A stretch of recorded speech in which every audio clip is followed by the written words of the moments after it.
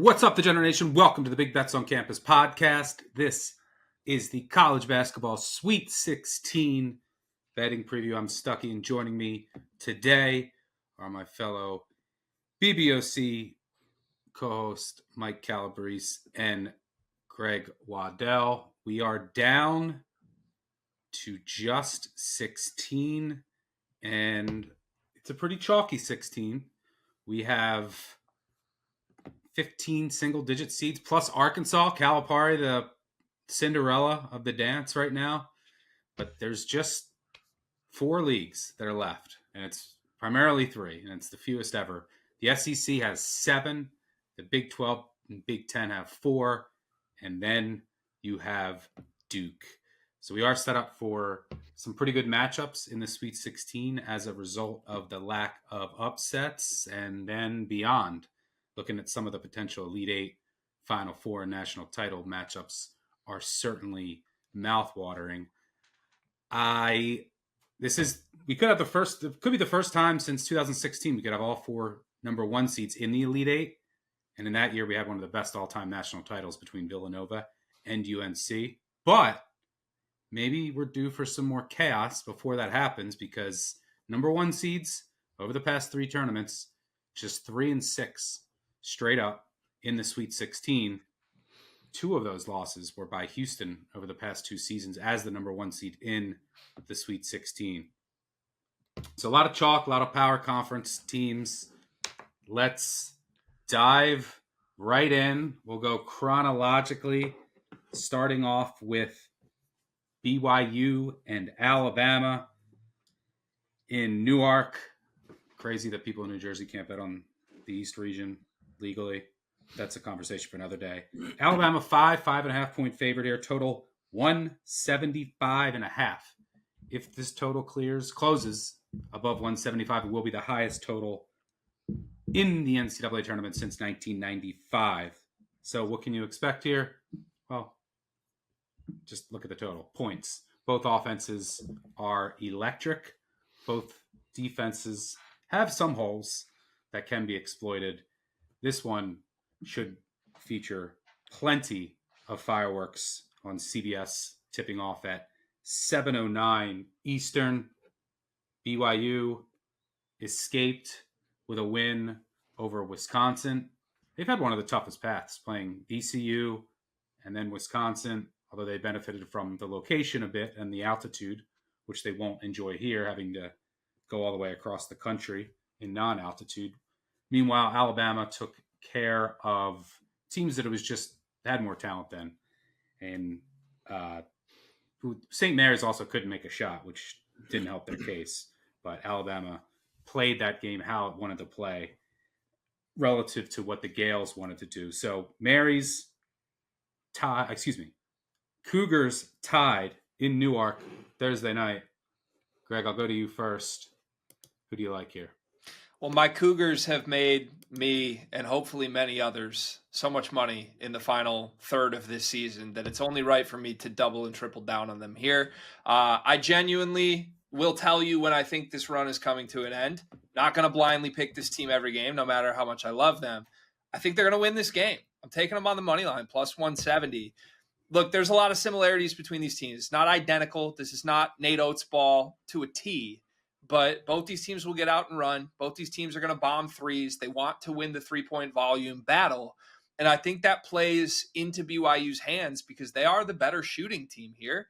And if there is a weakness for BYU's defense, it's that they usually do end up giving up as many threes as they take. I will kind of live with that against Alabama, knowing that BYU has better shooters on the floor than Alabama does. Mark Sears has really struggled lately. I will say, if you're a positive regression guy, he's probably due for a huge game. He's 5 for 35 from 3 in their last 6 games. That's 14%. To me, I watch this Alabama team play right now. I think they've been fortunate to get to this point. St. Mary's couldn't hit a shot. Give them credit. They played well defensively, but Phylon doesn't look right to me. And Sears has been cold for too many weeks in a row. Since February 11th, this BYU team is the 4th best team in the country. The only 3 teams better than BYU in the last 6 weeks are Duke, Houston, and Florida. You're catching a team that's been that good. That's since they switched their personnel, got Mawat Mag into the starting lineup, and just figured out the right combination of the puzzle pieces here. They are playing like a 1 seed. You're getting them plus 170 against a very 3-point dependent team that's worse at shooting. I think you've got to roll the dice, take the value on the underdog to win this game outright here. Yeah, I like BYU too. This Alabama team, to me, they don't profile as a true national title contender. Now, their offense is electric, and they should be able to play their game here. And when they're hitting shots, like they could beat anyone. No one wants to see this team because of their potential offensive firepower, but their shot volume profile is very, very troubling. And just look at some of these numbers since February 1st. This kind of sums up the story for Alabama and why I think that their ceiling is a little lower than some of the elite top seeds. Effective field goal percentage outside the top 100. This is all defense. 2-point percentage outside the top 100. Turnover rate forced, 353rd. Foul rate, 273rd. That's always a bad combination, not turning teams over and fouling too much. And then defensive rebounding, 150th. So just the shot volume and defensive warts are just a little too big for me. And I don't think there's that much separating these two teams.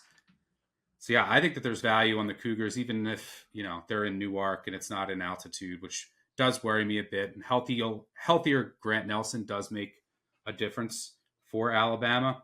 Now, the one thing that does scare me is you mentioned BYU's defense. Now, Alabama's defense does a better job of taking away the three, given their structure. BYU, due to some of the athletic deficiencies on their defense, they play a more passive, packed-in defense. You'll see some zone, but they basically are just daring teams to shoot from three, which could backfire against Alabama. They have been shooting much better the second half of the year as a team, 37.9% since February 1st. So that's worrisome. Like you could have an Alabama game where they go 18 of 35 from three, right? So you just have to live with that because I think that this number is too high, and I don't think BYU is getting enough respect. So, I'm going to be on BYU. I also don't mind if you like one of these teams but don't love them or want to trade this game. The total is 175.5. There's going to be some runs in this game. So if you want to wait to bet this game live, to trade it back and forth, this should be back and forth, and it should be highly entertaining. Calabrese, are you on board with the Mormons? Yeah, clean sweep for BYU. Give me the money line here. Just to piggyback on some of the points that you guys already made, they were sped up in terms of having to play at a faster rate in the Big 12 against three separate opponents: Arizona, Central Florida, Oklahoma State. They went 3-1 straight up and 3-1 against the spread there. Alabama usually can pull teams out of their comfort zone and make them play at that frenetic pace, and it works in their favor. Not the case here with BYU. And then on top of it, BYU made a big switch in terms of their overall strategy and the plays that they were calling to go to the rim a little bit more aggressively. And that's when their whole season kind of flipped. They went 6-6 in Big 12 play. Then they went from 291st in foul shot rate to about 160th. And that difference, I think, helps them smooth out what would have been some of those scoring lulls when some of their perimeter shots aren't falling. So now all of a sudden, they're just consistently a threat almost every single possession offensively.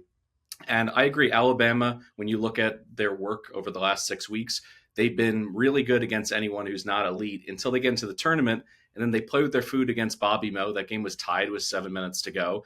And St. Mary's making 3 triples in that entire game. It's like backing a team and they lose 3 fumbles in a game. It's like they were never going to win that game shooting that poorly from long range. So I'm not really sure how much that speaks to Alabama's ability to run away from teams. At the very least, I think BYU is going to keep it inside this number. And I would prefer to stay with them and their hot hands. And I agree, Stuck, in terms of what they do defensively, their top 50 zone rate defense. They're just going to say, Bama, shoot up 35 threes, and as long as they don't go thermonuclear, I think that defensive strategy is going to be enough to get them into the Elite Eight, so I'll go with BYU.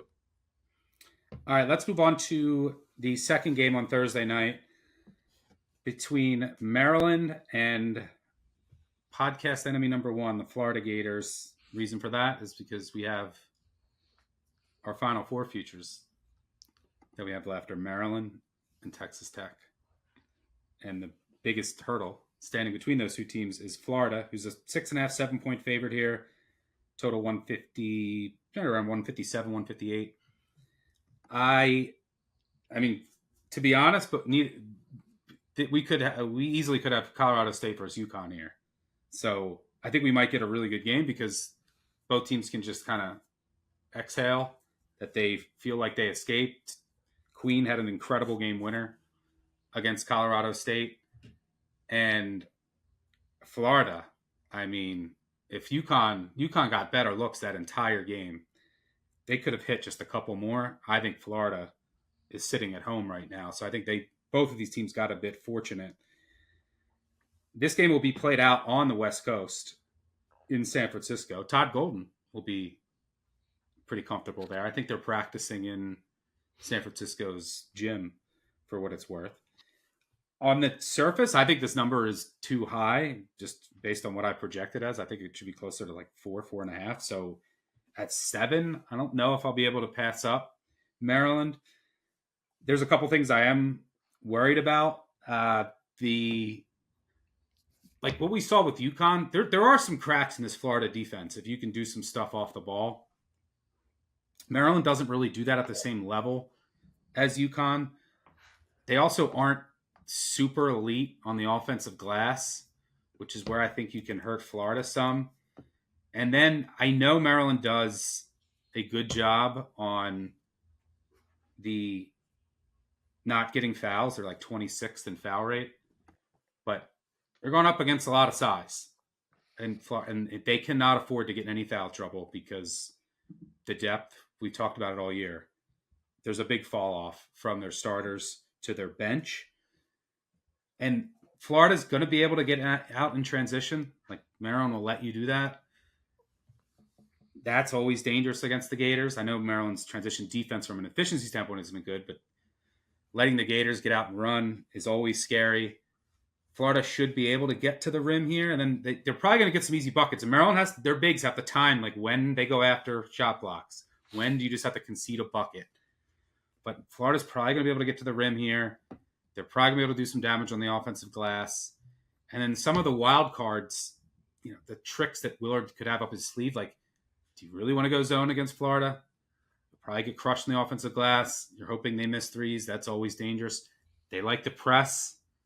Don't really think that's an effective strategy against Florida, who, I mean, just on paper can shred a press and from the metric standpoint have been elite in that department this year.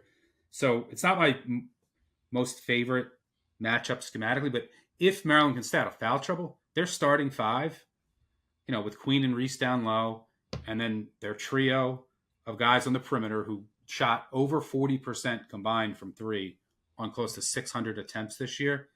They can play with anybody. So from a numbers perspective, I think the play is Maryland. I think this line has gotten a bit too out of control. Greg, I'll throw it to you. What do you see? I have not loved what I've seen from either of these teams in this tournament. Obviously, Florida has been phenomenal at points of this season, and the upside is there. So is Maryland. That's why we have a future. We identified that a couple months ago, and I'm happy we still have that ticket, certainly how this is shaken out. I don't have a good feel for anything in this game other than I expect Florida to win. I would be pretty stunned if Maryland actually got there. And I agree the number is probably making the valuable side here, Maryland. So I'm going to take a little bit of an unorthodox play here. I'm going to take Maryland first half and then Florida to win the game and get plus 475 on that. Now, one of my biggest concerns with Maryland is just their depth or lack of it. They play 5 guys, and I think part of their close game struggles this year, where they've lost like 5 or 6 games on a coin flip, I do think comes down to the fact that at the end of games, they just are a little bit shaky. Jacoby Gillespie's made a lot of strange plays in weird spots. And quite frankly, I thought they were very fortunate. It was another defensive mistake late that let Colorado State get an open look. And then Derek Queen bailed them out big time to get that win. I do think Florida, the fact that they go 8 deep, they play 3 guys off the bench, they play 15 plus minutes. They have the athleticism advantage at the guard and wing spots here. I think they will wear down the non-Maryland bigs, guards and wings, I think it's a huge advantage Florida. They're going to need Derek Queen and Julian Reese to be stellar. I do think they can be because, quite frankly, UConn's bigs outplayed Florida's bigs for much of that game. And if Samson Johnson's getting a double-double, I think Derek Queen could just dominate here, at least in the first half. So that's my only angle that I see some value in here. Like I said, I'd be surprised if Florida doesn't win the game. But it's two teams that I'm not exactly rushing to put a lot of resources behind as they advance in this tournament. Yeah, you mentioned Maryland's close game losses this year. 8 losses by 4, 5, 6, 4, 2, 3, 3, and 1. So they haven't lost the game by more than 6 all year and have come up on the short end more times than not in those games that are coin flips until the most important one of the year on Sunday against Colorado State. Calabrese, what are you saying?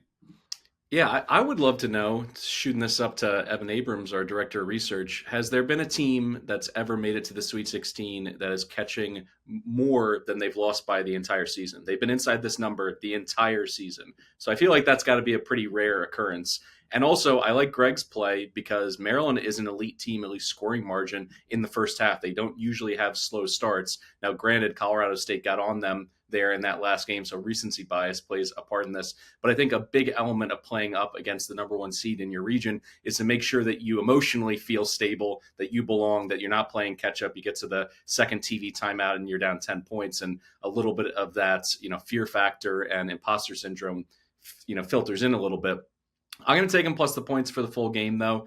I agree. The Crab Five, what they do with their starting lineup, to say he has a short bench is an understatement. He's just basically riding with those guys.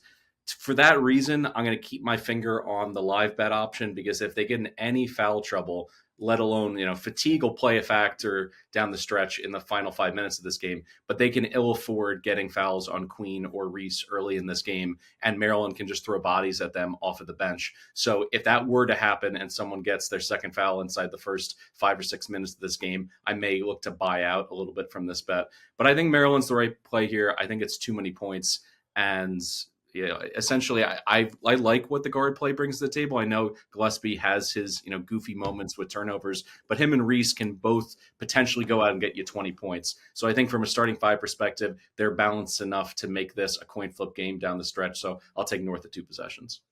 Yeah, the other thing that we don't talk about with Maryland's lack of depth, though, is that if they can't afford off nights from a couple of their guys, right? There's just not a lot of recourse. Yeah, no one's coming to save the day off the bench. They have no scoring punch to come in and give you 15 points. That's non-existent. Yeah, so they can't have too many guys in their starting lineup have an off day, especially against a Florida where, you saw, Florida has a number of guys who can come in and, pick up some scoring slack if things are a little cold elsewhere. Maryland certainly doesn't have that luxury. All right, let's move on to the games later on Thursday night, 9:39 Eastern on CBS. We have Duke taking on Arizona. This game will be played in Newark. Duke's a 9.5 point favorite here. Total 153.5. This is a rematch from earlier this year. Duke went to McHale and won 69-55. Completely shut down that Arizona offense. So when I first look at this matchup, it's going to be tough for Arizona. That's an obvious statement, but when you profile Arizona, the first thing that I always look at personally is they want to get out in transition where they're always deadly, and then they want to score at the rim. Both are impossible against Duke. Duke, 2nd percentile frequency in transition D, 91st efficiency. Rim defense, Duke, 4th percentile frequency, 93rd efficiency. So, the one potential flaw of Duke is hey, their defense isn't as dynamic or versatile without a healthy Malik Brown. But without him, they're going to play more drop. And I think that's fine here against Arizona. Um, Arizona's going to need to score in the half court. Can they do that consistently enough? I don't know. I have my doubts. Now, they've been red hot from three. The past 7 games, they're 59 of 136, 43.5%. That increased their season-long average from 31.2% to 33.4%. Who's been the biggest driver? Caleb Love. 21 of 43 over the past 7 games, 48.8%. Over the first 29 games of the year, he was a smidge above 30%. It's close to 50 over the past 7 games. He was incredible against Oregon, 29, 9, and 4. He's the key. I think he's the key to the cover. He has to have an incredible game here. Now, if he has an awful game, I don't see a path. If he has a really good game, Arizona can cover. If he has one of those like Caleb Love, holy moly games, and Duke is a bit off, I think Arizona's going to probably try to dare him to score. The other thing that's scary with Duke is that if Proctor keeps shooting the way that he's shooting, they're on another level. But yeah, I don't love this matchup for Arizona just because Duke can neutralize the ways that they really want to score efficiently. In order to compensate for that, Love's going to have a huge game here. Greg, what are you seeing here in Duke, Arizona? This may be my strongest play of Friday, at least. I'm going to take the favorite. I'm going to take Duke minus 9.5. I very simply believe this is a historically special basketball team that is still underpriced. They have covered 9 consecutive games with a healthy Cooper Flag. The whole world knows how good this Duke team is. UConn vibes. Vegas knows how good this Duke team is. We're setting numbers minus 25, and they're covering. I mean, they are still undervalued. And specific to this matchup, I think you nailed it, Stuck. This is entirely dependent on what Caleb Love does. If you're telling me I get the opportunity off a great Caleb Love game to believe that maybe he's not going to be great against a defense as elite as Duke is, both perimeter and inside, I think you have to take that. You go through Caleb Love's career. Obviously, he's had loud, special moments, but every time his team season ends, it ends with a clunker. 4 for 14 last year in their loss to Clemson, 3 for 15 in their loss the year before, I think, to Virginia in the ACC tournament, 5 for 24 in that national championship game where they blew a 20-point lead. I mean, go on and on. He always ends the season with a stinker. There's no team he's more likely to have a stinker against than the Duke team that earlier this year at home, mind you, he was 3 for 13 against before we even discovered who this Duke team is. They were still playing Caleb Foster 30 minutes a night at that point. They won by 14 points in Tucson. I understand Arizona's better than they were then. So is Duke. And if one of these two teams has increased how good they are by a larger margin than the other, it's Duke. They're better now than they were in November by a larger margin than Arizona has improved. So I'm going to jump all over this and hand up. I'll make a confession real quick. I live bet Baylor after the first 6 minutes or so of that game, coming fresh off of how UConn made that a real tight game against Florida, thinking, oh, okay, we're going to have another one. Is my biggest regret bet of the year at this point. They went on like a 20-2 run immediately after I placed that. Never again in this run. I'm going to take Duke to cover. Calabrese, you kind of lean over here? Yeah, I like over here because of the hot 3-point shooting from Arizona. They only scored 6 points in transition in that first meeting. They have no other bullets here other than to push the tempo as fast as possible because Duke's half-court defense is now fortress-like. You can't get anything inside of 15 feet against this team because they have so many monsters who can just swat everything. So what that says to me is secondary break, push it off of every rebound, just go, go, go, go, go. That's already philosophically who they are. But I think what's missing here is we keep talking about how great this Duke team is. I agree. But we're skipping over the fact that they're number one in offensive efficiency because the defense is so good. What Flag brings to the table now that he's healthy again is so good.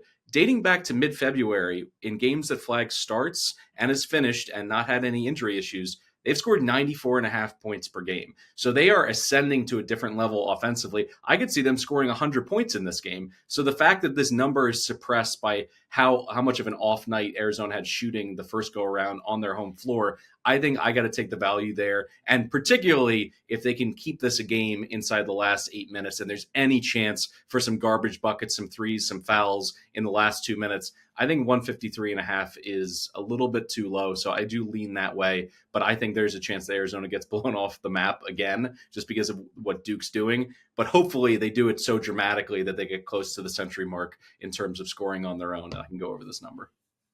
For first 6 minutes, Caleb Love throws up 3 27-footers. If they all go in, we might have a game. If they all are way off, this could get super ugly. All right.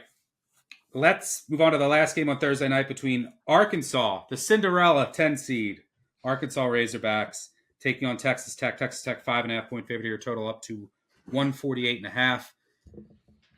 Speaking of 148.5, do you want to know how good the Texas Tech offense is with Chance McMillan in the lineup in their best 5? Anderson, Hawkins, Toppin, Williams, and McMillan, their adjusted offensive efficiency, 148.5. Do you know the next best 5 in the country is Florida, Clayton, Condon, Martin, Richard, Hall, 138.3. Like, that's the gap between 1 and 2. Why do I bring that up? Well, there's injury questions on both sides here. Chance McMillan, is he going to play? He's super important for this team, in my opinion, especially as the competition increases. Tech was able to get by Drake. They just went inside against their undersized front court. Kerwin Walton was able to make enough threes against UNC Wilmington to just dare them to shoot 3. So they won in a variety of ways, but this is obviously a step up in class. And they did so by shooting just 25% from 3. You know what will help that number is if Chance McMillan plays. He shoots 43% from 3. He helps the spacing across the board. He obviously helps with depth. Is he going to play? I don't know. But I do think he's important. On the other side, with Arkansas, a lot of moving pieces, right? This is a team that was without arguably their 2 best players, like most important players. But Boogie Fland, who was out, they look better without him. He came back. He's given them some good minutes, even though he still can't make a 3. And then Adu Thero, he might come back. Calipari says 12, 14 minutes. Is he lying? Is he going to play fewer, more? I don't know. So, and how does Calipari it's one of his strong suits, but how does he continue to stir the drink and move? And with all these moving pieces, how does he kind of manage that? So it's tough. I think a lot of this is going to come down to, so Arkansas has and the good thing with Arkansas now is you're getting these 2 guys back. And then in their absence, a bunch of other guys started to step up. Brazil has been tremendous on both ends of the floor over the past month. And just a number of the guys have felt comfortable in their roles. But Arkansas kind of needs to play. They have unreal athleticism, talent, NBA talent. They need to play like an ugly, chaotic game. Like the St. John's game was perfect for them. Tons of fouls, 4 of 41 combined from 3. But so what I think this comes down to is and this is where McMillan's a huge piece, is Texas Tech hitting their shots. Because if they are, then Arkansas can't get out in transition. Because Texas Tech can limit you in transition. Now, if they're missing a ton of threes, Arkansas is going to have chances to get there. And when you can get in transition, that's where Arkansas's offense is elite. Texas Tech has been vulnerable in that department. So they don't allow it often. But if you can get out in transition, you could score on them. So I think that's where the 3-point variance for Texas Tech is just so paramount. At the end of the day, I think I trust Texas Tech in the half court, their offense much more. But there's just too much injury uncertainty here for me. I'm already invested in Texas Tech. I have the Final Four future. I bet them to win the region. So I'll be on the sidelines rooting, guns up. But no bet for me in this game. Maybe something live based on what I'm seeing, who's playing, there's just a lot of question marks here. Greg, you're taking a shot with the Hog Magic. I am. Call it a hedge to our Tech future. Fine. That's okay. But I've been impressed with Arkansas in this tournament, and I'm not going to overthink the fact that they're getting healthy and convince myself that that's somehow a bad thing. I don't think it is. I think people kind of assumed, okay, getting Boogie Flan back, is that good? Is that bad? He's bringing Flan off the bench. Flan made some impact plays in key moments. He's not overdoing it. And the guys who have taken leaps at the end of this season, Knox and Billy Richmond, still look sensational, even though there's another guy there. I think Adu Thiero returning will only help this team, even if it is 12 to 15 minutes. He was their best player, and he's not one of those ones you have to question his impact. I mean, he was the best player on the floor in that game in Rupp Arena where they beat Kentucky. I just think they passed the eye test right now as a completely different group than the group that was missing their two best players for huge portions of this season. I think they have the talent advantage in this game too, as good as Texas Tech is. Like JT Toppin is the one guy that I think you would circle that will be a huge mismatch for Arkansas. And honestly, I don't hate Jonas Adu down low. I would hate it if they were still trying to force Big Z into major minutes in the front court, but this team has really taken on an identity defensively that I think helps them get where they need to, that you said, Stuck. They need to make this ugly. They need to muck it up, get out and run, block some shots, force turnovers. I think Adu anchoring them down low will help them do that in this game a little bit. And just eye test wise, this is super small sample size, so put the siren emojis on this for me. But just looking specifically at the two games in this tournament, let's rank how every team has performed efficiency margin wise per Torvik. Of the 16 teams remaining, Arkansas has been the 7th best team in their 2-game sample size, better than Florida, Alabama, Auburn. They're playing well. Texas Tech has been the 15th best team out of the 16 teams remaining. I think they got a fortunate draw here. UNC Wilmington almost was able to make that interesting into the final 4 minutes. And then they caught a Drake team that is good. I'm not here to disrespect Drake, but they're not world beaters by any means. And Tech made that look easy. I think this is going to be their first true test at 2-1. It's enough value for me to sprinkle the underdog. You're passing here, Calabrese? Yeah, I'm passing. My only note was it is pretty funny that Arkansas is the Cinderella with a coach that makes $8 million a year and a roster that has 9 blue chippers on it. But that's the way we are. I mean, all the mid-major, low-major teams, they're just organ donors to the rich. Anyone who's an all-conference player just gets ripped out of there and forced onto one of these top rosters. And until one of those corporate sponsors comes down from the heavens, like if Dr. Pepper starts paying the best March Madness Cinderella player money to stay on campus, we're never going to see this tide go in the opposite direction. So kudos to Calipari for making this interesting. I think the storyline's great. I think this game itself, if I knew Texas Tech was 100%, I'd absolutely be on the Red Raiders, but I'm just holding my breath for our futures as long as we can just sneak by this one, because I do think it could be tricky if McMillan isn't a go. Stuck, can I ask you a question as a someone that watches Kentucky closely? Do you get any vibes with this quote unquote underdog team of that 2014 Kentucky team that was like the 8 seed that, yeah, it was blue chippers, but like mentally he convinced these dudes that they were underdogs and they made that crazy run? Yeah, no, this is when Calipari's at his best, when he has like the purpose and the motivation wand that he's not the best X's and O's guy, but as far as managing the lineup, motivating his players, thriving in that underdog role, definitely something to be fearful of. And this team has a ton of talent, athleticism, length. Like if they can just get a chaos game, and if Texas Tech isn't hot from the outside, which isn't easy to do, you're playing neutral courts. Arkansas is not relying on making threes, and Texas Tech takes them away. But Texas Tech's going to get their fair share of looks from the outside. If they're not on, that this game's going to get scary. And that's where McMillan's presence is huge. Made the most threes in the Big 12, shoots 43%, and then creates spacing. And then he's just another option that you have. But, yeah, I think there's definitely something to that. All right, before we get to Friday, one of my favorite ad reads for a product I love, Edgeboost. If you are listening to this show, you probably like betting as much as I do. And when it comes to betting, there are 2 things I'm always trying to do: make it easier and make it more profitable. That's why I've partnered with Edgeboost, the financial platform that pays you cash back to wager.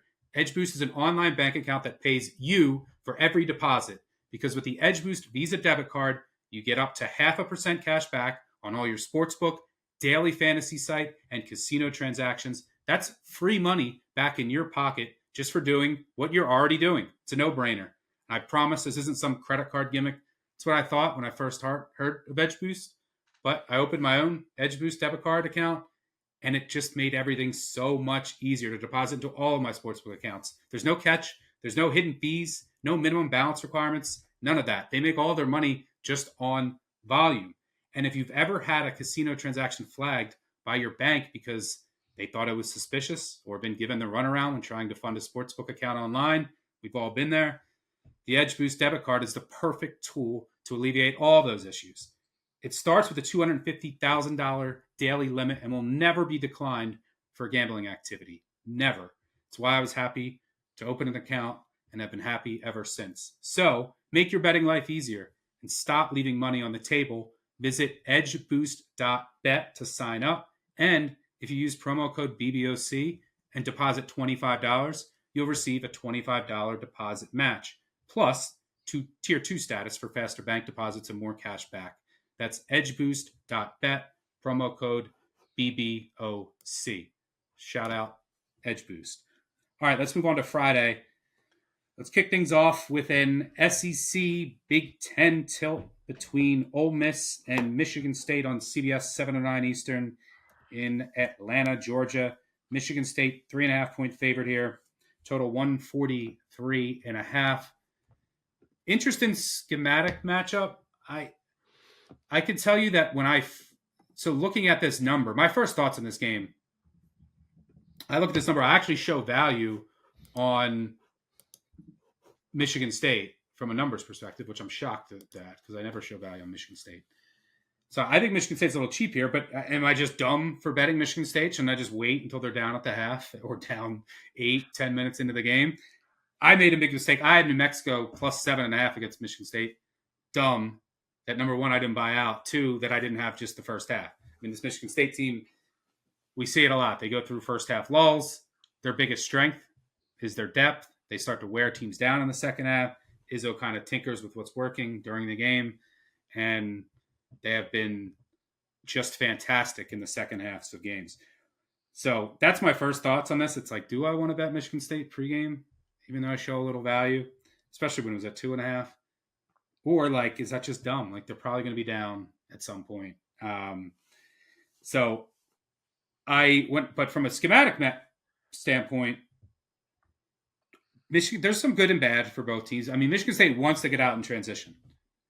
Ole Miss is an elite transition defense. That's a good thing. You always need to have a really good transition defense against Michigan State. You want to force them to operate in the half court, and Ole Miss forces you to beat them with threes and in isolation. Sparty's not comfortable in either area. They're going to need Richardson here to have a bounce-back game. Credit to him for stepping up in the final 2 minutes after he went scoreless, or he started 0 for 9 over the first 38 minutes. They're going to need him to create some in the half court here. On the other side of the coin is that, okay, it might not be the best matchup for Sparty because they're not going to be able to get in transition as much. They're not great at shooting the three. They're not great in isolation. But they should just dominate the offensive glass and defensive glass. They should dominate the boards on both ends. And that's scary in a neutral court venue, knowing that you're just going to get destroyed on the glass. Now, I will say Ole Miss has been hot.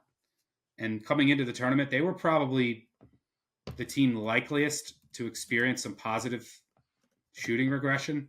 I mean, between February 1st and the start of the tournament, they were shooting 32% from three, while their opponents shot 38%. And so far, well, they've experienced some of that. Their opponents are shooting just 28% from three, and they've caught fire. They've gone 19 of 39, just under 50% from three. So can they stay that hot against Michigan State, who allows the lowest three-point percentage in the country? It's going to be tough. Maybe this is the game that Sparty sees someone get red hot from three, but the rebounding really worries me here. Sparty top 20 offensive and defensive rebounding. Ole Miss 314th offensive rebounding, 226th defensive rebounding. I think Padua's got to handle the pressure. He's got to keep playing well. Richardson needs to bounce back here. They're going to need him in the half court. Malik Dia could be a matchup problem for Michigan State, depending on who they have. You never know what you're going to get from Dia, but him is like a stretch big. Like you can't really put these too big for some of the wings. You can't. Michigan State's bigs, you're not going to want to put them like on him on the perimeter. It's like Dia could be a wild card here that Beard could use. But numbers perspective, I actually show value in Michigan State. There's some things I like and don't like about the matchup. The rebounding might just be the trump card, though. Greg, what are you seeing here? Well, first of all, I got a question, Stuck. Is you showing value just an olive branch from you to Michigan State Twitter after your night the other night ago? I mean, I've had worse battles with Michigan State fans. Let's see. I had, going back to like most of it happens in football, to be honest. I'm talking like 10, 15 years worth of battles with some Michigan State fans.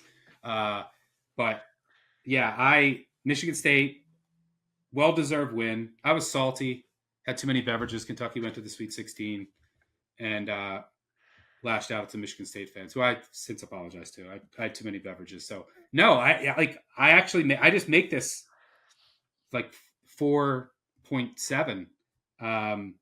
I still don't think Michigan State has national title upside. I'll stand by that. I just don't trust their half-court offense enough. But I don't mind this matchup. Like, they are a relentless rebounding team. They're tough. They're deep.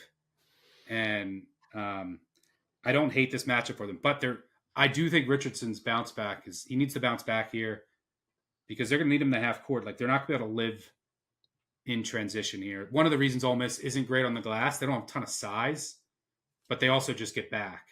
So, like, they're very good in that department. We saw that against UNC.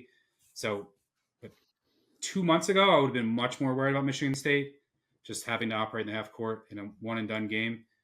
But over the second half of the season, last game notwithstanding, the emergence of Richardson, I think, will be huge here. But what are you saying? Yeah, no, I completely agree with you for the record on both the broad Michigan State takes and then specific to this game. This is my second favorite bet of the weekend. I called Duke my favorite for Thursday. This is my favorite for Friday. I'm taking the Spartans to cover. I would be surprised if they don't create some separation in the second half here.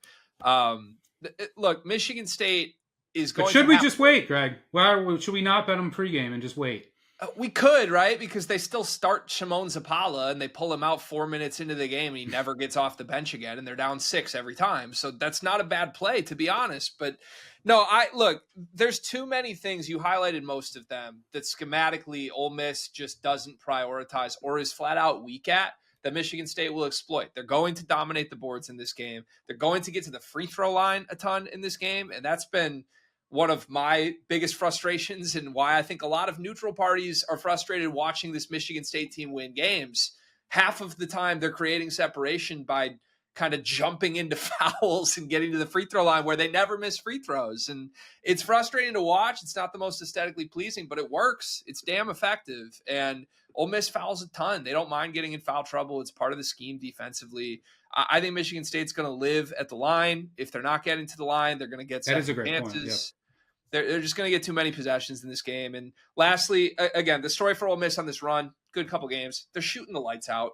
This Michigan State team, nobody makes threes against. And if you really want to fade Michigan State's three-point defense now on a team that's running hot, shot 49% in 2 games in the tournament, I'll go the other direction. I think it's a lot more likely that we see Jace Richardson have a great game than it is Ole Miss continue shooting the lights out here.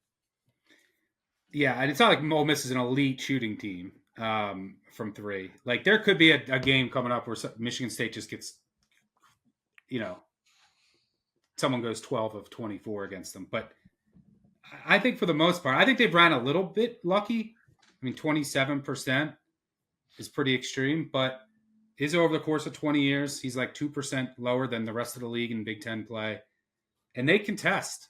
They'll give up a high volume, but and the sample size is pretty big, that we can safely assume that they have an elite 3-point defense. So maybe there's a game coming where they get bit, but I think it's pretty safe to say that they have an elite perimeter defense, and you can see that in the underlying numbers as far as contested versus uncontested jumpers allowed. Calabrese, what are you seeing here? Yeah, just Ole Miss has been a team that it's been a little bit difficult for me to get my arms around, but I can't get over the fact that when they've played against really elite teams with high ceilings on the road, they got bombed by Memphis and Penny. Same thing with Auburn and Florida on the road. And when you look at how they're playing headed into the tournament, they were just treading water. They certainly, all their big wins, you look at Kentucky, Tennessee at home this season. And then they get into this tournament. I mean, we all thought North Carolina, when that kid put his foot in the lane against the lane violation against Duke in the ACC tournament, that they weren't even going to make it. But then all of a sudden, that's like a quality win. They get Iowa State, who's down a starter, then clearly didn't have the offensive firepower to keep up with them. This is just a stay away from me because I haven't been able to calibrate how good Mississippi is this entire season. But if I had to lean in one direction, give me the consistency of how Michigan State has played since mid-February and Izzo just kind of elevating. And this is a nice story for Ole Miss, but I just think they're in deep water here and potentially to play it on an alt line or to catch it in stuck strategy, which is wait for Michigan State to go on, a 2-minute scoring drought, something like that, and then hop in at the best number possible. Yeah, I will say for Michigan State fans, could you win the national title? Sure. I mean, there's 16 teams left. I just don't think they could go through a gauntlet of the top seed. So, you could also have the bracket break, right? Starting with Michigan. I'm Michigan State fans. Rare time, you got to be Michigan fans on Friday night. That would help. Same gym, by the way, Stuck. That's going to be an interesting element to this. Is they're both in Atlanta, so the Michigan State crowd theoretically will have an impact on the Michigan Auburn game. But will they put their hatred aside to root for Michigan? It's going to be crazy. That's a very interesting dynamic. But yeah, that's a Michigan team that you swept. Also, if you're an Ole Miss fan, you're really rooting for Michigan because you got swept all 3 times against Auburn. Don't think it's a great matchup. So yeah, the bracket could always break right. But I will say, Michigan State, they don't have this high ceiling because of their lack of shooting, their half court offense as the top seeds, but their floor is really high. Yes, their floor is extremely high because they rebound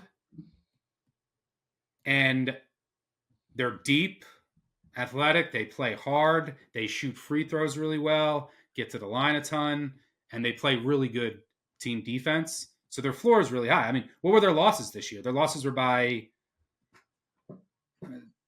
I think in the non-conference, they lost a couple by 7 or 8. But since then, they lost by 6, 2, 4, and 3. So they have a very high floor. Stay in games. Use your depth late. Formula is there. All right. Let's move on to the second game on Friday night between Kentucky and Tennessee. Tennessee 4.5-point favorite here. Total 144.5. This game will be played in Lucas Oil Stadium, which is awful. It's played in a football stadium cut in half. Not sure what that's going to do to shooting. First lead here is oof. Shooting might be way off. Maybe look under here. Do I want to bet a Kentucky under? If I could hop in real quick, Stuck, in terms of dome impact, Lucas Oil historically has either been flat to the average or actually better shooting performance. Now, granted, it is a smaller sample size, but that's compared to every other dome. Like the Widowmaker is NRG Stadium in Houston, just nobody can shoot. And, we had that awful national title game. But in terms of Lucas Oil's impact, sometimes that can be overstated. But in this case, it actually kind of swings to teams shooting better. Take that with a grain of salt because you're looking at, 16 games as opposed to these pro venues or basketball only venues where you have thousands of games worth of data. But just want to throw that out there. Yeah, it's a good nugget. So this is people are going to say it's hard to beat a team 3 times. In theory, that's not true. And if you look historically, the team that won the first 2 wins the third 70% of the time. But you have to account for what the lines were. Kentucky beat Tennessee both times in the regular season. How did it happen? Because Kentucky has defensive issues, specifically just off-screening action against pick and roll, which Tennessee won't fully exploit. They're not the heavy pick and roll offense, but they can exploit Kentucky's defense in other ways. But how did Kentucky sweep them during the regular season? This was a simple case of 3-point variance. Kentucky said, beat us from 3. That we're just going to dare you to make jumpers. And Tennessee couldn't. They went 14 of 63 in 2 games versus Kentucky, 22%. Meanwhile, Kentucky went 24 of 48. They shot 50%. Pretty hard to win when you're at such a disadvantage from beyond the arc. I assume that's going to be part of the game plan again for Kentucky, at least to start. It's like, hey, let's try this again on a neutral court. Tennessee, we know who they are. They have an elite defense. They're going to just guard you, force you to score late in the shot clock, shoot contested threes. I mean, Tennessee's third nationally in 3-point defense despite high volume because of that defense. They're, I think, 98th percentile in the last 4 seconds of the shot clock frequency. And then their offense, I think, is a bit underrated. I mean, a lot of it is like, is Lanier on? If he is, they're very dangerous. And then if they can get just like some help from their role players, if Gainey has a big day, I think they become super dangerous. Milicic, he's very hit or miss. But we know, great defense. They want to grind the game down to a halt. And they want to make this a half-court game where they win with their defense. So I kind of lean, I don't know. I mean, I'll be rooting so hard for Kentucky here. I kind of lean Tennessee, unless they just are so off again from 3. I think it's going to be hard for Kentucky to get consistent stops. And the Tennessee defense is just going to fight. I will say this Kentucky team's playing a lot better. They got Lamont Butler back. He's huge on both ends of the floor. And during all the injuries that they had, it's a very tough team for me to rate. During all the injuries that they had guys step up that are now more comfortable playing, that were almost unplayable when you were trying to play, and guys like Chandler earlier this season. So, yeah, this team is definitely trending in the right direction. I have a ton of respect for Pope. I don't think I'll end up laying it here, but I'm worried about the Kentucky defense, their shot volume profile.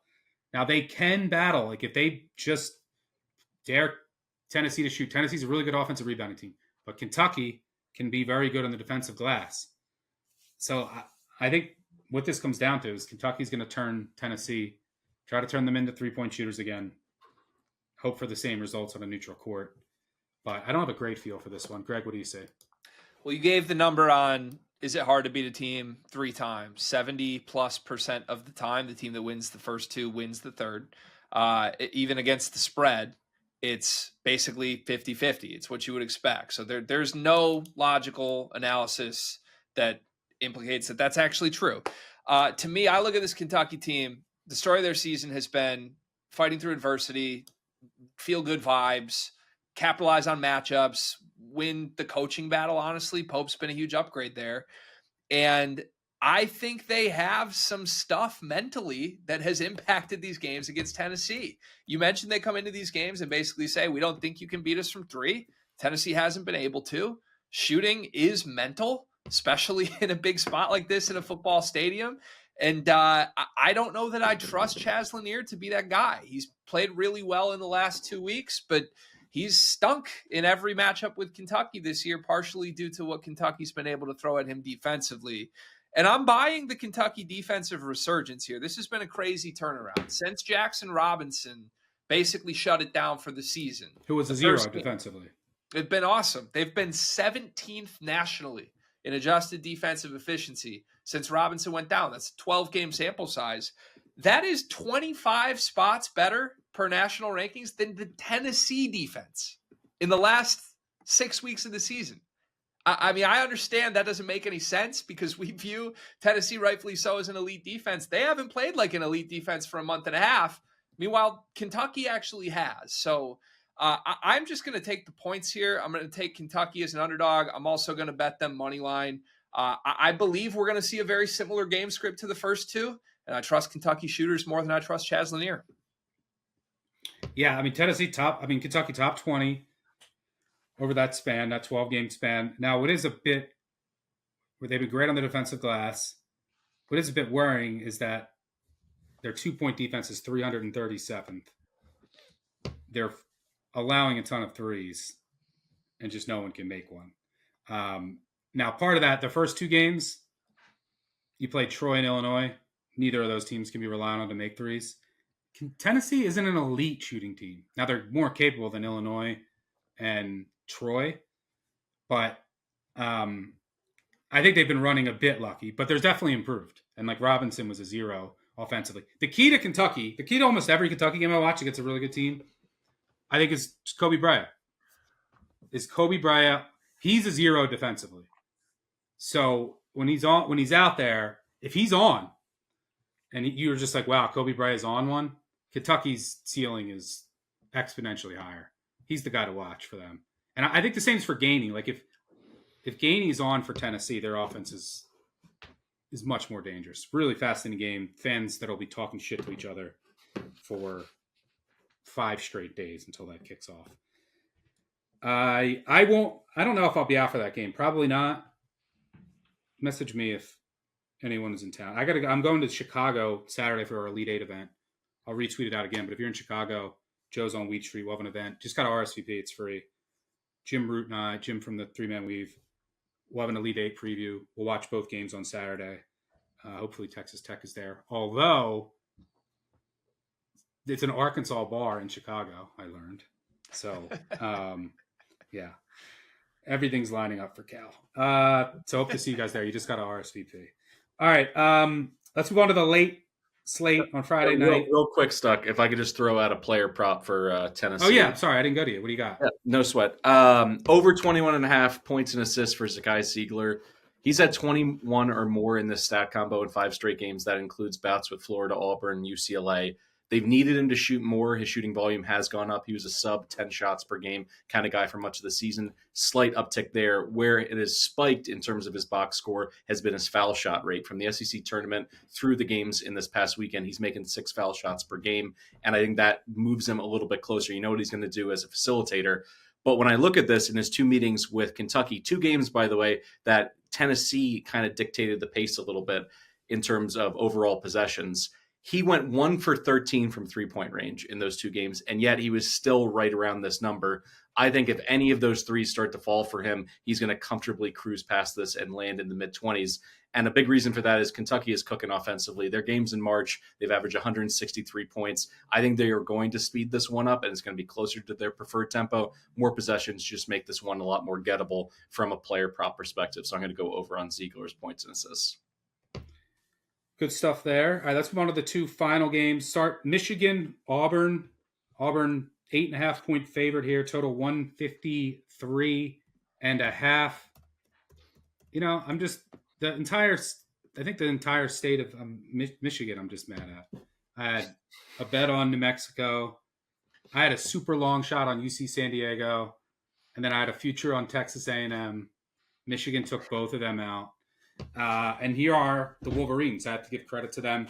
You could say that they're the close game kings, but I think just like Michigan State and their 3-point defense, there's something to be said about their execution advantage at the end of games. That was evident over really the final 8 to 10 minutes against Texas A&M. And I also think Michigan kind of is enjoying getting out of the Big Ten. Just they have a unique scheme. It's hard to prepare for in a tourney setting. Teams don't usually see the 2 7-footers running their pick and roll stuff. Teams in the Big Ten kind of got familiar with it, learned how to adjust. They've seen it. So I think that's working in their favor. Turnovers are still a major concern for Michigan, but they really cleaned them up against Texas A&M. We'll see if that can continue. Not as much of a concern against Auburn, although you certainly don't want to throw too many possessions away here. How can Michigan pull off this upset? Well, I mean, I think it's following a lot of that same formula that we saw against Texas A&M. I don't know if it's repeatable, but number one, you got to take care of the ball. I mean, they're going to have turnovers, but you can't get crazy here against a team that as good as Auburn. But can they get help? Can they get help from the role players? That was the storyline of the game for me. There was a couple times when Michigan looks like they were about to get run out of the gym, and I thought it was over. They were plus 400, plus 450, plus 500 live. And Roddy Gale and LJ Kason saved the day. And those are guys that have not been very reliable from an offensive standpoint this year. So the thing is that Michigan coming into the tournament, kind of like Ole Miss, they can't make a three. Between February 1st and the start of the tournament, 27.5% from three. 351st in the country. They were 37% over their first 20 games. Have they gotten any regression? No. They won their first 2 games despite 25% three-point shooting. So Ken Gale, Ken Kason, they're not great shooters, but can they hit some more? Cheddar, is he going to show up with some threes? That they're going to need their role players here to step up. And do you get locked in Auburn from the jump or not? That's another key. Because I think if you're Michigan, just find a way to make this game close at the end. And who else will be more comfortable in a close game at the end than Michigan? I have this line kind of close to fair. So I don't think I'll have much here. Greg, you follow Michigan as close as anyone. What are your thoughts on the Wolverines so far and what they can do in this particular game? So I'm terrified here because I show value on Michigan to cover. I'm going to take Michigan plus 9.5. And in this 5-game stretch where they won the Big Ten tournament, won 2 games in the NCAA tournament, I've only been backing Michigan against the spread once. That was against San Diego. I really thought the turnover margin stuff was just a little overplayed there. And everything else, I haven't. Hey, you covered it. I covered and you covered in that game for what it's worth. Yeah, it worked out. We middled it. But it's just one of these things where you mentioned getting out of Big Ten play. I do think the 2 7-footers that Michigan employs, and they play them 32 to 35 minutes a game. They're trying to keep these guys on the floor the entire game. You really cannot prepare for it unless you have seen it.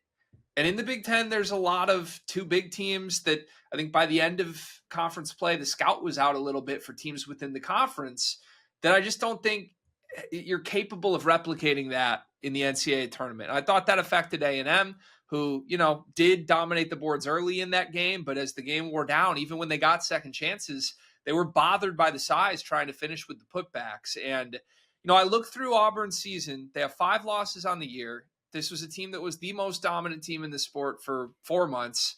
They haven't been the same since Johni Broome got hurt or since he re-aggravated that shoulder injury. In the game against Kentucky 6 games ago, he banged it up again. Since that game, Auburn is 3-3 outright. They are 30th nationally per Torvik in those last 6 games. I mean, they have not been the same team. You look at their 5 losses this year, there's a commonality there where the teams that beat Auburn, even when Broome was healthy, were teams that have pretty elite 2-point defenses, that have the size to go one-on-one with Broome and to stay home on all of the Auburn guards and shooters, because this team's a lot more dangerous when they have Pettiford or Kelly or Denver Jones popping off alongside Johni Broome. And I think Michigan is going to be able to do that. I think they're going to single cover him with Vlad Golden. They have the 13th best 2-point percentage defense. They're going to sit back and basically live with their size advantage and say, go beat us one-on-one. Now, it's Johni Broome. He's good enough to do that. He's had great games in this 6-game stretch, even though the team has struggled. He had a 35-point game. He's had a couple 20-plus point games. It's possible. But I think this is the first matchup in this tournament that Dusty May will look at, and he'll respect how good Auburn is. He's not worried about the scheme disadvantage here the way you were with A&M or even with UC San Diego. So I am going to take the points. They play a bunch of close games. It's going to come down to shot making, like you said. And just to add a note to it, it's a weird vibes game motivationally. Obviously, it's the Sweet 16. Everybody wants it. Everybody cares. But this is Danny Wolf against the team that he bounced in the tournament last year that had Johni Broome and Bruce Pearl and Denver Jones and many of these faces. And it's Trey Donaldson against his old program, which the story there is that Bruce Pearl didn't even entertain the idea of bringing him back. So motivationally, there's going to be a lot of emotions. I mentioned how in the arena, it's going to be a weird vibe, especially if Michigan State wins. Who are they rooting for? But I think all of those weird motivational factors will make this a strange, close game that plays right into Michigan's hands. I'll take the points. If you're a Michigan State fan going there, you got to bring a Michigan shirt and a mask so that you don't get caught by friends and family rooting for Michigan on live TV. Maybe that's the way to go here. By the way, Trey Donaldson all year, major clutch gene. That guy's made so many big shots throughout the season. But yeah, lots of storylines in this one. Yeah, you mentioned Auburn. Like, I'm just having trouble rating, like getting a handle of where Auburn is. Like, were they coasting? There has been some injuries. Are they fully healthy? Were they just checked out? And will they just turn it on? Like, we saw some of that with their perimeter defense in the second half against Creighton. They really started to lock in. But, like, are there some underlying issues there? Can I trust them to be fully locked in from the jump here? I don't know. I just don't have a great feel on Auburn right now. I bet them against Creighton. Felt pretty fortunate. I was, like, begging for a late run, and Denver Jones luckily got that miraculous end one. So it wasn't the best bet that I'll ever have. So, yeah, but if you're a Michigan fan, just get this close. Like, the Michigan is so comfortable in these games late in the second half that got to give credit to Dusty May for that. Calabrese, what are you seeing here? We keep talking about the venue and Michigan State fans, going in the bushes, Homer Simpson style, and coming out as a Michigan fan. And that's all well and good. But this is essentially going to be Auburn East. It's less than 2 hours for their fan base. They're going to be absolutely locked in. So there could be a pretty significant advantage in terms of a neutral site with how many Auburn fans are going to be there. I will mention this as well. I forgot to add in this nugget when we were talking about Maryland. For that game against Florida, just to consider this, they played in Seattle. They stayed on the West Coast, where then Florida played in Raleigh, and they have to adapt to the time change, the 3-hour shift. So just something to consider, a rare opportunity for two East Coast teams, but one has the rest advantage of already being out there and being acclimated. We'll see if that makes a difference at all or not. But I can't get past, in terms of like Auburn being this big of a favorite, when you look at momentum per Haslam metrics. Of the 16 teams left, they're dead last, sure, because they were at such a high level earlier in the season, but they're 336th in the entire country in momentum. I just don't see them as the same fire breathers they were in November, December, January. They're just not beating the doors off of teams. I mean, Creighton, the game was a 6-point game, with 2 minutes left? So I don't know. I'm happy to take the points. That would certainly be my lean. And until they show me that they can rev the engine back up, even with a partisan crowd backing them, I don't really see how you can feel confident about them beating this particular Michigan team who's played, 14 games that have been decided by 4 points or less. Like, this is their identity, their MO. They haven't gotten boat raced in so long. I don't see how you can have a ton of confidence in Auburn winning going away. Yeah. I mean, we'll see if I think this is the game that if you're going to see it from Auburn, like the team that many have expected and saw for up until the last couple weeks, it's time to lock in from the jump. So we'll see what Auburn has in store, because you don't want to. You also don't want to let, like I said, you don't want to let Michigan hang around, and you want to jump on them in the first half. All right, let's. My wild card in that game is Cheddar. Can he make a couple big threes? I feel like he's been off for a while. I feel like I haven't seen him hit a three in let me check. What are your thoughts on Cheddar having especially against those Auburn bigs, coming in, pulling them out a little bit? Cheddar he's 3 of 18 over his past 6 games. And this is a guy last year shot 50% from 3. Yeah. Keep an eye on Burnett are the keys to me, because somebody's got to make shots. Burnett got benched against A&M, played season low, 13 minutes, I think, and he's been an awesome off-ball guy. So with any one of those two at minimum. Yeah. Or maybe Roddy Gale. The Roddy Gale resurgence continues. 26, pretty wild against A&M out of nowhere for a guy that shoots, 20% from 3 or something like that. I think he was 8% in conference play. Wasn't he? Gale? Made 3 threes since January 1st. Made 4 in that game. All right, so let's move on to the final game of the Sweet 16. Probably the most boring, if I'm being frank. Total's 132.5, which will tell you a lot about this game. Houston, 8-point favorite against Purdue. This is also at Lucas Oil Stadium in Indianapolis. Tip 10:09 Eastern on TBS. Uh, I don't know. I mean, it's hard for me to. I'm pretty close to the number here. I'm worried about Purdue. Like, yeah, they have a great coach. They have a great 1-2 combo in Smith, TKR. They're gonna have to use TKR as like a short roller a lot in this game, and then their role players are gonna need to make shots. Lawyer's gonna have to have a big day. This game's gonna be a grinder. It's gonna be in the half court. It's not gonna be pretty.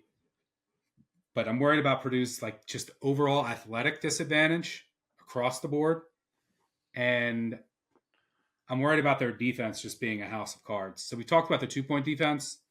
It's like outside the top 350 this year. Painter's kind of addressed that schematically, but they're just packing it in. And then they're just saying make shots because we know we can't protect the rim, so we're just going to pack it all the way in. Houston's capable of making shots.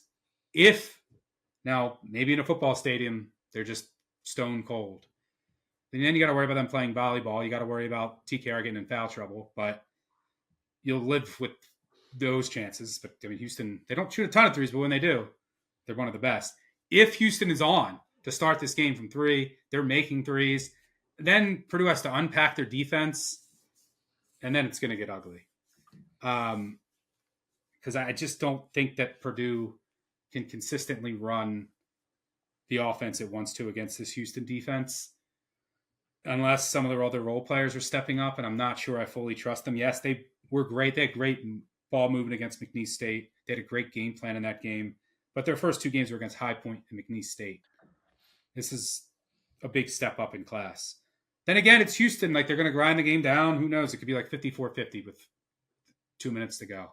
So I think the spread is, I'll tell you what I make it. I'm just worried. Ultimately, I'm just worried about the physicality advantage. I'm worried about Houston just making shots in this Purdue house of cards defense,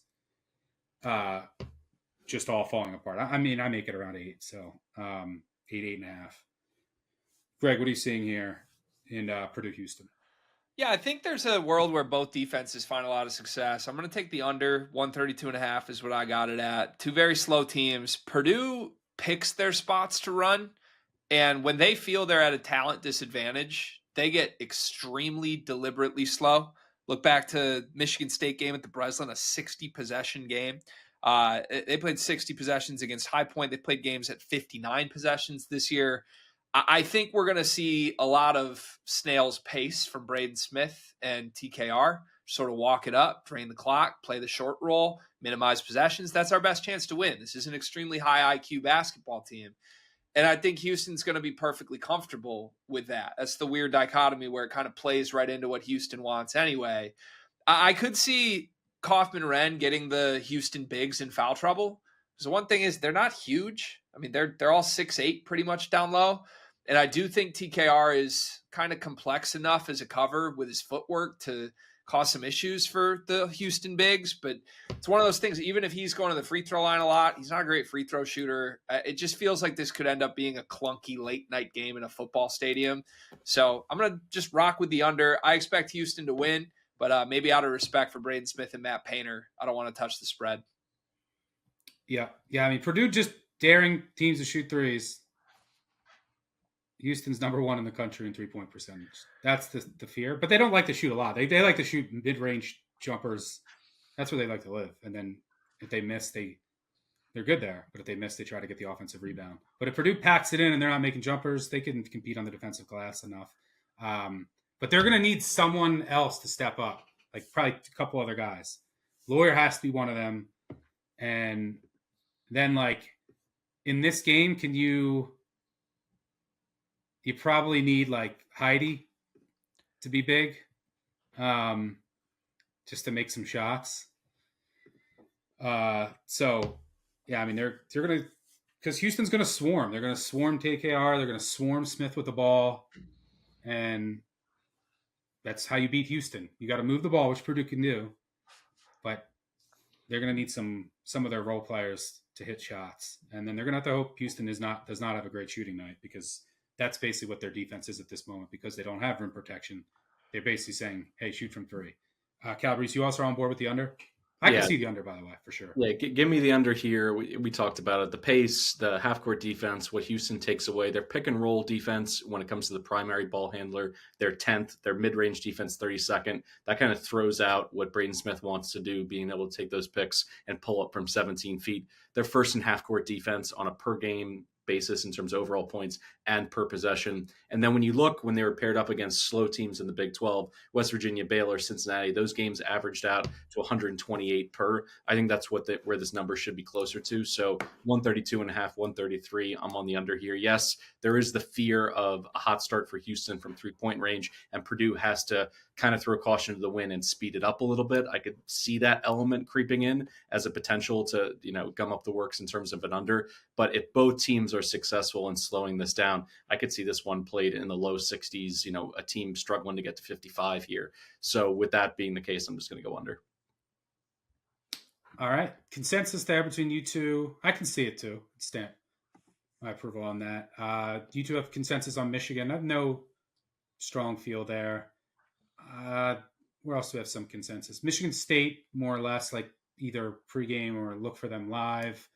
We're all on board with BYU. We will call that the show bet of the Sweet 16. Go Mormons. But that'll do it for us. Thanks to Greg and Mike for joining me. Thanks to our producer on the back end. Also, we will have 2 live player prop shows on the Action Network YouTube page and in the Action Network app tomorrow. The first at 3 p.m. and the second's at 5:30 p.m. Eastern with Mike, Nick Giffen, Sean Kerner, and more. So enjoy the madness. Good luck with your bets. Hope to see some of you in Chicago on Saturday. Make sure you subscribe, tell a friend, tell an enemy, you know the deal. 5-star review really helps us out. Let's get hot for the rest of the tourney. Cash future. Get some dramatic finishes. Catch y'all later. Cheers.